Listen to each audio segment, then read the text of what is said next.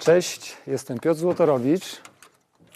Znajdujemy się w hali telewizyjnej Łódzkiej Szkoły Filmowej. To tutaj prowadzę warsztaty z realizacji hybrydowej, na których uczę, jak przy minimalnym budżecie robić efekty, na które normalnie trzeba czekać miesiącami.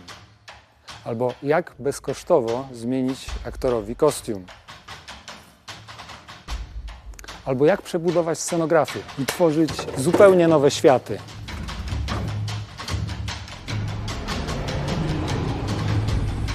Uczestnicy pracują z prawdziwymi aktorami i z prawdziwą kamerą, a AI traktujemy jako narzędzie, które pozwala nam przenieść nasze wizje na ekran.